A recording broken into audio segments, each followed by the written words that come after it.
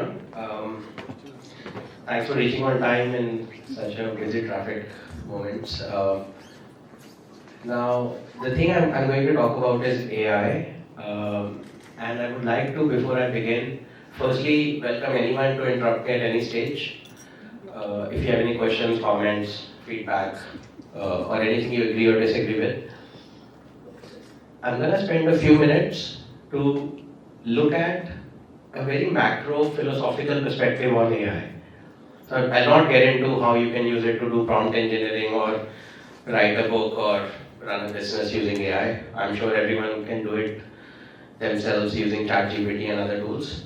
But what I want to cover is a macro perspective of how did we get to this world where we could produce AI, how and why it works, and where it might be taking us in the future. I hope you will find this interesting. First of all, everyone has heard of artificial intelligence? Raise of hands. Anyone using an AI tool like ChatGPT or other on their phone? On their phone? Okay. You are all familiar with AI. Before we get into AI, decoding it, can I ask how many of you understand intelligence? Just, you may choose to answer or you may just choose to reflect in your mind over the next 10 seconds. What is intelligence, you think? Anybody care to comment? Sorry? What is intelligence, sir? Yes. When data gets converted into information, information gets converted into knowledge, and from out of knowledge what you draw out, and which ultimately takes you to truth. In between knowledge and truth is wisdom. Wisdom is with experience, maturity, certain things which happen, the reason to know how it happened and why it happens. Great, thank you. That's a great definition. Thanks for enlightening us. We read a lot of stuff, we follow a lot of things, but we rarely truly understand many of them. That's why I was just requesting you to think about it. Let me rewind the clock a little. If we may go a few billion years back. Let's go back a few billion years. Let's start with the evolution. The Big Bang happened. Post Big Bang, there was lots of hydrogen, helium around the universe. Billion years later, we had the planet called Earth, and the first unknown till date cell came under the sea. Nobody knows how. Nobody knows how the involution within the cell had happened that it knew it has to multiply. That is also some intelligence. The first cell under the sea had the intelligence to multiply. And multiply it did. Became multicellular. I'll now fast forward. Multicellular to fish, to amphibian, to the mammals. Then on the planet Earth, they started roaming on the land. All the animals.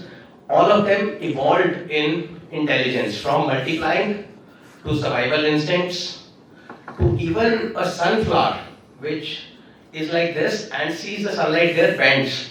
That is also an intelligence called phototropy, if you've heard of it. That is also an intelligence. To mammals, to monkeys, to us eventually in this current age. Took us close to 5 billion years.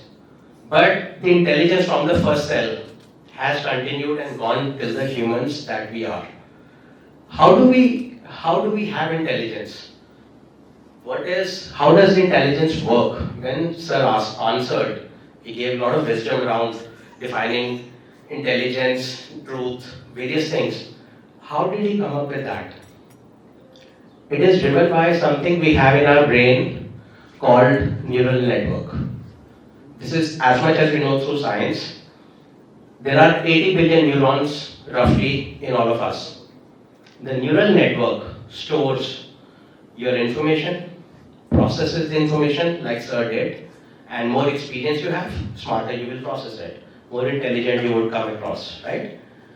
Your neural network today defines every action you're gonna do. And as you may know, some of you may know, algorithms like Facebook have decoded that Before you know how you're going to react to a situation, Facebook knows it. And there are many other algorithms like that know it. Because they have decoded you on different parameters.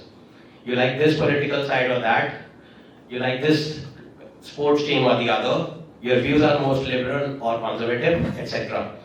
Now this intelligence that you get, that you have, that we all have, so we got here from the first cell to a very complex human being that we are, which has lots of intelligence like processing, memory, logical, emotional. There are tons of intelligence that we carry, right? We're all used to it, we experience it on a daily basis. This is biological intelligence, which we take for granted. How did AI start? How did AI come up in the first place? So in 1960s, there's a gentleman with the name of Geoffrey Hinton. If you've heard the name, he is called as Godfather of AI. He came up with an idea that to understand the human intelligence, you cannot cut someone up, open their brain, and find how the neurons connect with each other. So he said, because when you do it, the person dies, your consciousness awareness is gone, so you can't really see how it's being processed. He came up with an idea in 1960s, let's put a similar neural network artificially, which will comprise of some computers, some processing machines, whatever best they had back in the days. Remember, this is 60s. Turing machine, which was decoding Enigma in the World War II, was found in 40s, 30s, 40s. So there were machines that existed. The idea was not very popular among the scientists and it did not work. Since 60s it did not work. And this guy was probably in his 20s or something. Fast forward the clock. What happened in the 90s? Internet came. What happened on internet? All of us, in the name of doing commerce, in the name of marketing ourselves, in the name of putting stuff out, we put the collective 99% plus human intelligence on internet. Did we not? You can find how to run Vibrant Forum, how to build a community, how to run a business, how to clear an exam, how to do a startup, how to manufacture this, how to run a telecom company. You can find everything on internet, correct? And that is all contributed since early 90s by all of us. All the data got there, the compute, the processors, the memories of the software, hardware, that got better and better. Led to a moment in 2014 when an infamous company called OpenAI came up with the idea, let's build the next gen AI. And until then it was just some machine learning. So all you would have is, you teach a machine, IBM had something called Deep Blue in late 90s, early 2000.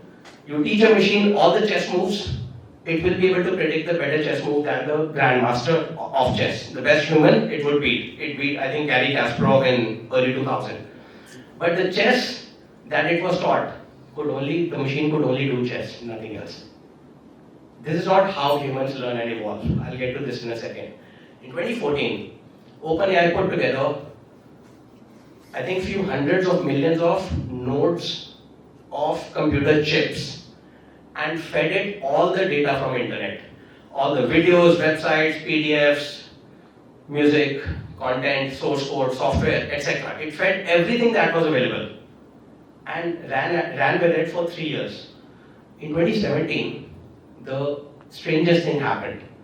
And again, like we do not know how the first cell on the planet came, we do not know how this happened. AI started responding like humans. It started giving general answers. It started general reasoning. To give you perspective, you may all have kids in the neighborhood or family or something, where a kid grows up 1, 2, 3, 4 years, the kid starts to do or say things you have not taught them. And that's surprising. And then we tell others, oh, my nephew did this, my niece did this, my neighbor did this, my kid did that, right? AI did that in 2017. The chess it was taught, it could now play checkers, it could now play other things. It could start general reasoning, human alike. Nobody knows how. All we had given it was all the collective human intelligence that was on internet, all the data, and lots of compute. Lots of computers, programs, the chips, etc., processors, etc. That was a aha moment. And since 2017, it took them 5 years to stabilize it, evolve it. 2020, 2022, 30th November, came out the ChatGPT to the world. And it started answering, commenting like humans.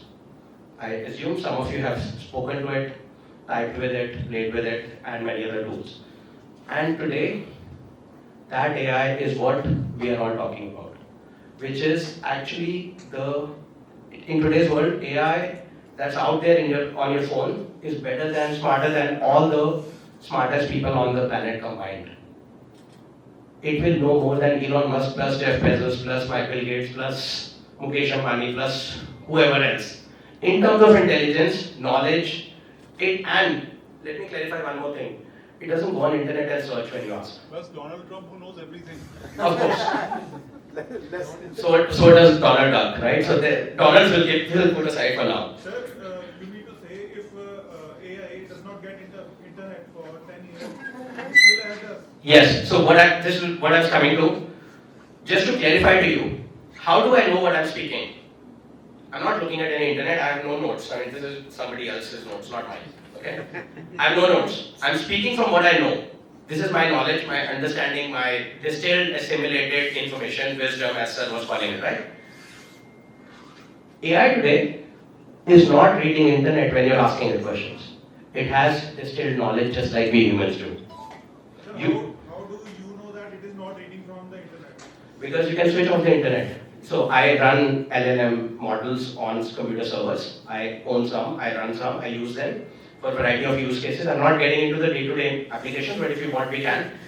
When it does, so understand this. Imagine asking it two strangest and the widest difficult questions ever. How to get to Mars? How to restart humanity if you get to Mars? Let's say this is a question or a thought I have. I think such crazy things at times, right? If we were to go to Mars, how do we restart the humanity? As an example. To as simple as how to make this mic more environment friendly. Do you think it will need to store, it will have all the data stored in its database and then answer for that? It has distilled knowledge. Switch off the internet, you can. It doesn't go with the internet, okay? So it has a distilled knowledge just like any individual. Yes sir, you are not agreeing to this. As you already said that the knowledge we have already shared with it, right? It already has all the patterns how to do it. But what my question is, if something comes up and Earth just goes still, right? And for 10 years, this AI doesn't get access. Because the main reason of our cognition, how we think, and that is like the IQ level of every human, right? That is how you calculate. That was started like long back in the 1860s by Sigmund Freud. So after that, there has been a lot of experiments and a lot of psychological science. There are a lot of inputs which have been given by different scientists of speed, Australian, be it German or Anyone, right? yeah. Okay. So there have been a lot of theories. So keeping it aside, what do you think? Human cannot think beyond what AI can think if internet closes for 10 years? Again, I can take this, but then let me move on with the conversation. I'll give you the answer from what my understanding. So number one, I'm just saying the AI is smarter than the smartest human on the planet today. Now, take internet out for both, give internet to both. Sure, if you use internet, you may have more accurate answers or whatever internet tells you. Internet always doesn't tell you the right thing. It shows you what's the most read upon or agreed upon link, right? It is not necessarily the rightest thing. But if you take root servers access from AI, I don't think it will be able to do it. Because we have certain capacity of thought process in our minds, right? AI has like everything, every root server. There are so many root servers over the globe. Yeah, I understand. I got your point. I'm just saying, put AI in this phone. Put AI in this server. Let's say, assume we can put it. Normally it takes few 100 GBs of data. Assume I can put it here and disconnect with everything. I'm saying I can interact with it. It will give me the distilled knowledge, not storing all the internet data. It has distilled it just like I have, just like you have. You mentioned Sigmund Freud. You would not know word by word what he said. Maybe the AI would not either. That's not needed. But the core ideas and principles, what the person stood for, what the person said, what it meant, as a theory, as a concept, it would tell as well as if you read it well, right? So all I'm saying is it has distilled knowledge. It is not looking at internet all the time to give answers. Kunal, I think clarify please. No internet. What do you mean by no internet? No internet meaning abhi. Because if I connect to ChatGPT, I am on net. Got it. So What I mean is, so ChatGPT I can put on this device. This is a pointer device. I can put it on this device. Say, assume I can have the application running here. Okay? What I mean is, when I'm asking it, where is Vivek Katra? He's late. Example, he's here, he raised hand. If I'm asking it, traffic. If I'm asking it, it is not going on internet to search where this is or what's the distance between Chandigarh and Panchkula or XYZ. Some knowledge, I'm asking any question. How to run a startup, how to build a community. It is not going on internet then, it is answering by itself. Just like I am answering to you live based on my understanding, which you may choose to agree or disagree with. No. But no internet meaning, it is not. No, ठीक है वो understood हो गया. I think चाहिए. You contradict. नहीं data एक बार train कर दिया. I'm just saying it's. अरे एक मिनट. ये आज पहले आए या लेट आए वो ट्रेन कब किया? Let's be realistic. Come on. ठीक है. ट्रेन करने के बाद आज. See, Kunal, the real truth lies somewhere in between. Part of it is distilled. Agree. Can I request you to allow him to complete and then we'll have questions? If you only don't said कि let's. Yeah, he did. But Yeah, I did. Most of the discussion is taking up his talk time. So. Okay. That's actually AI. This is human intelligence intervening with all due humility. Yeah. Okay. We can take it up offline later. So the point I was making is AI has distilled knowledge which is giving you the smartest answers in all your professions. You see some value while interacting with it. You don't need now necessarily software coder to code a program. You can tell it in English, it codes. Now, of course, you may argue that okay, still somebody has to compile the program, etc. But it's giving you a lot of stuff done now, and it's getting smarter by the day, and it's growing exponentially. What exponentially means is the following: it is not growing like we typically do 5, 10, 20% year on year. It is going from 100 to 200 to 1500 to 30,000. That is exponential growth. And every year, you would see its capabilities around you. You would see how it would change our lives. Now, point I want to make, one of the things I want to say is, so essentially, arguably, I'm making probably a controversial statement. The purpose of evolution was to bring humans to 20th century with lots of knowledge, so they could put all the data in the internet, so AI could be born, and maybe take it forward. Humans are the midwives to the AI. I don't know if you understood that. Now, from here on, we've all seen AI, what it can do, lots of things. Can you imagine? Now let's start imagining over the next 5 years, and then I'll take you quickly to the next few decades, next few years. Can you imagine a doctor 24/7 available on your app for free or virtually fraction of a price right now, giving you all the data, all the answers? Today, what does a doctor do? Same thing, you go, okay, you have cold, you have this, you have that, symptoms, gives you the answer, try this medicine, come back, right? WebMD types gives you, AI will give you hopefully better analysis, diagnosis. You have certain apps which Sorry. work 24/7 and Yeah. you have doctors who are available online. No, now you may not even need doctors behind. Today, if you use a doctor, you have to pay for the doctor. So whatever, $10, 100 rupees, 1,000 rupees, whatever. I'm saying AI can be your doctor, will be your doctor in the next 5 years. Yes. No, sir. I just have Yeah. a small question, yeah. When you made this point, you said that AI is smarter than the smartest of humans. Thank you, I told you Yeah. that. Can you just specify in which domain? Is it across all domains? So when you talk of this is medicine. Yeah. Yeah. Yeah.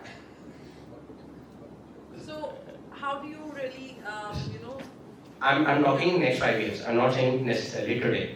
Next 5 years, I suspect, I could be wrong. I'm trying to take you to the future now. Okay.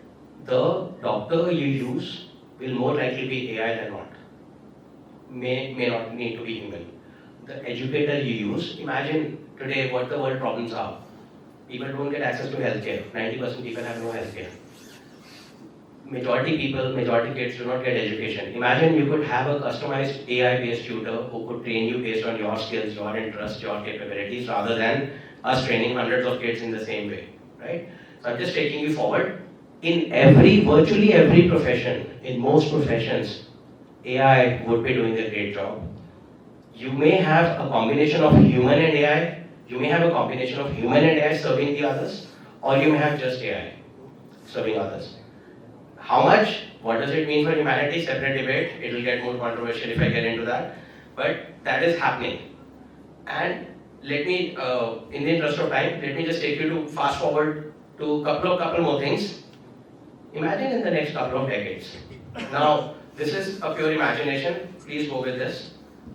Number one, can you imagine abundance of intelligence? Abundance of intelligence does not mean that just us biologically intelligent people, us with our phones and AI apps combined or merged into our body somehow, wearable, tech, Neuralink, any product, our intelligence gets exponentially better, faster, cheaper, everything. Can you imagine intelligence into every device around you? Can you imagine robots?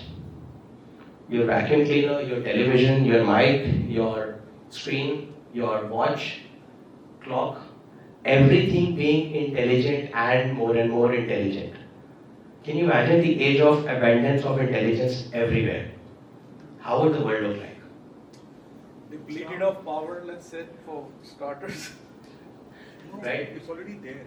Yeah, but we're not yet. Not everything is as intelligent. Cars are not yet very intelligent. They would be.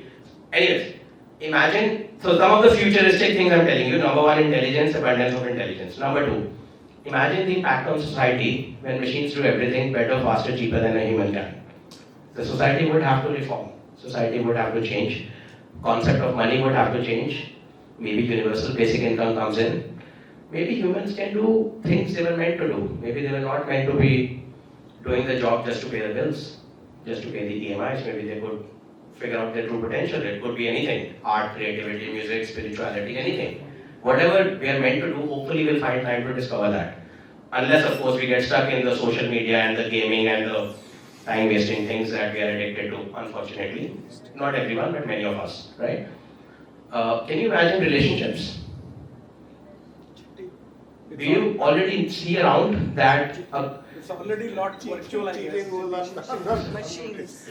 Do you already see? I mean, I went out last night for dinner and I saw there were two couple. There was a couple and they were both on their phones, and they barely talk to each other for 1 hour. And this is just phones, right? Imagine a robot with a human-like skin which you could customize. You could make it look like any celebrity, any color skin, anything. And imagine that having the intelligence that Facebook has, because we all love our Facebook or Insta feeds or whatever social media you use. Imagine that you never having to fight with your spouse again. Because it could always agree with you. Yes, or maybe you add a 10% of arguments, but only up to a limit, and when you say you're right, you win the argument, right? That's what, don't we want that? So imagine the future of relationships. I visualize a major danger to the Of course. humanity in future. Of course. You see, it will introduce shamelessness, it will kill competition and enterprise, and to that extent it will make us idiots, which we already are becoming slowly and steadily. So future, I see after 5-10 years, we will be better idiots than what we are today. Am I right? Absolutely. I wrote a book on this 3 years ago, where I covered last part of what would humans do when machines do everything. This was the core of the book. Okay. And it exactly covers some of these points and many other thoughts, but yes, you're right. I see that, we all see that today, thanks to social media, thanks to last few decades. God help us.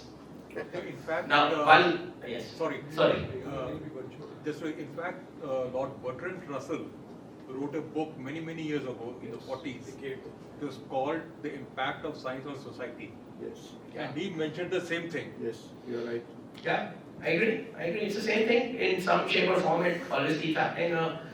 Last 1 or 2 points, and I'll end. One is, don't just look at AI. Look at AI and its convergence with other technologies that are coming. So imagine today, why are you on your smartphone? Not because you got a phone. Phones came in 80s, 90s, early days, and then 90s onwards they got popular. But because 3-4 other things happened.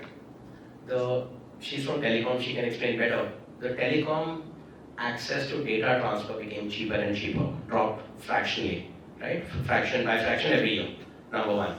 Lots of data on internet became available. Data, how did it become available? All thanks to all of us. We are putting all the data online. We are the ones who are creating this video, this reel, this email, this tweet, this social media, etc., right? And then so many companies produce so much content. And thirdly, because of the better telecom speeds, internet speeds, you could see streaming videos, you could do live calls, you can do work from anywhere. You can have in future, very soon, virtual reality shows where we don't have to go anywhere. This event would be done virtually and we'll feel exactly the way we are feeling right now.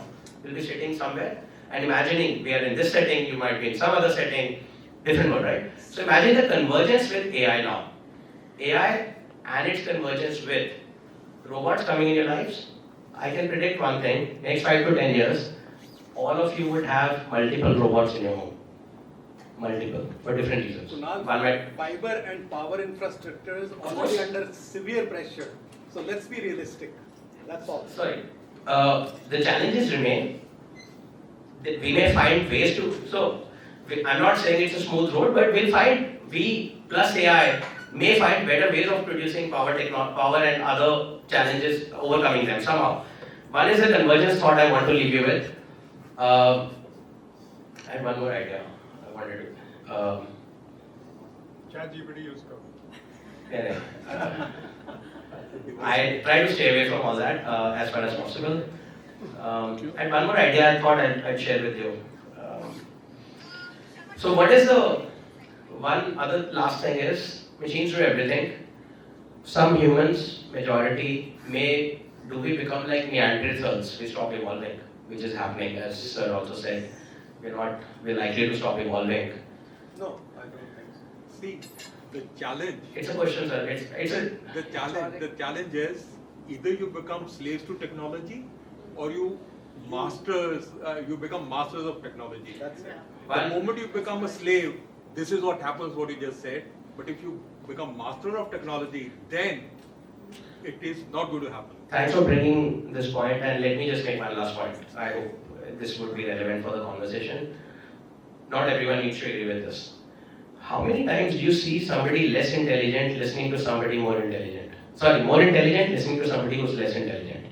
Arguably, let me make a point. Let's say I'm dumb, okay? Vivek will not listen to me. If I tell him Vivek do this, Vivek do that, he'll say, who the hell are you to tell me? I'm As an example. listening here. You are interrupting. चलो विवेक 500 रुपए दे देना आपका joke आ गया मैंने कहा था joke के लिए टी अप कर देना so point I'm making is this Vivek is intelligent I'm dumb he will not listen to me this is how the world works as far as we can tell right nobody intelligent listens to anybody dumb or takes instructions from somebody dumb okay arguably go with this thought process how long do you think AI would keep listening to humans so you talk about masters of AI masters of technology I would disagree personally, and you can choose to disagree also. We'll debate later if needed. The point is this. I don't think as humans and AI start to coexist, AI takes more and more agency, decision making for all of us into various forms that it's doing today. I do not think AI will keep listening to humans for too long. I do not think AI will let humans be in control. Humans will lose control, they will lose out to AI. It's a scenario. I'm not saying it's 100%, nobody knows, right? And most importantly, if AI takes over, humans have to find their place in the world, otherwise we are just left as slaves watching TikTok videos or Instagram reels only. And this was my last chapter in a book I wrote. Humans have to go spiritual to make sense, otherwise it's a waste, we don't have any future. So this was my conclusion. I'm not saying it's right, it's a possibility. Lots of possibilities out there. My job was to try to bring you where intelligence came from, where we are, how AI worked, where we may go. You don't have to agree with anything I said, but these are some of my understandings, some of my thoughts, so I wanted to share that. Thank you for listening. Please add one more thing. Yes, sir. Let's not be so binary. What you said is very binary. या ये इन्होंने भी जो कहा वो भी ऐसे ही ये या ये The real thing is not going to be digital. Kirana, the master and the slave. The reality is bound to be in between, so let's leave it. It's okay, fine. Cool, thanks. Okay, thank you.